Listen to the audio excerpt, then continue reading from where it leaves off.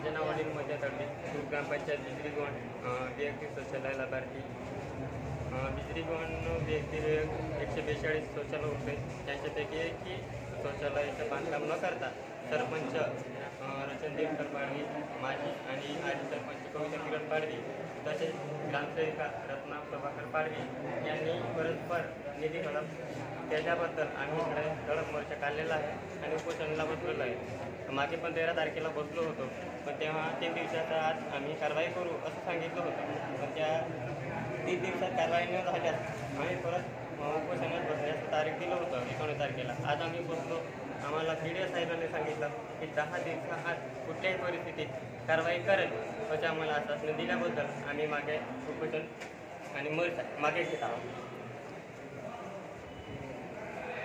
बिजरी गाव ग्रामपंचायतीचा जो 142 शौचालयाचा जो अपार आहे, याच्या संदर्भात 1 महिन्यापूर्वी जिल्हास्तरीय समितीने आमच्याकडं पंचायत समितीकडे अहवाल दिलेला आहे आणि त्या अहवालानुसार आपण याच्यामध्ये जे दोषी सरपंच आहे आणि ग्रामसेवक आहेत त्यांना आपण नोटिसा सुद्धा इश्यू केलेला आहे आणि त्यांचे आपल्याला खुलासे प्राप्त झालेले आहेत.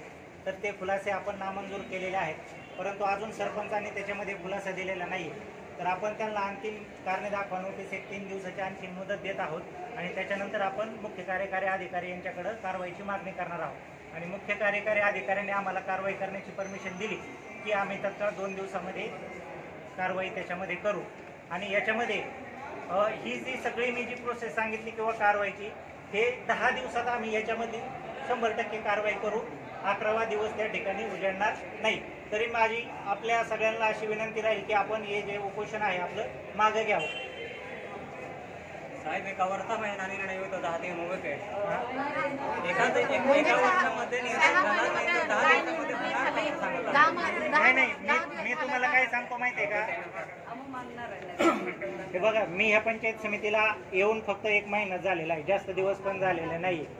आणि याच्यामध्ये 1 महिन्याच्या कार्यकाळात तो जिल्हा परिषदेवरून मी अहवाल सुद्धा मागून घेतलेला आहे. त्याच्यानुसार ग्रामसेवक सरपंचांना नोटिसा पण दिलेल्या आहेत आणि त्याच्यामध्ये आजच आपण त्यांना अंतिम कारणे दाखवा नोटिसा पण बजावत आहे. म्हणजे जी गोष्ट तुमची 1 वर्षात होत नव्हती ती मी 1 महिन्यात बऱ्यापैकी मार्गी लावलेली आहे. त्याच्यामुळे मी तुम्हाला सांगतो की 10 दिवसाच्या पुढे ही कारवाई मी प्रलंबित ठेवणार नाही. 10 दिवसात ही कारवाई मी करून टाकेल.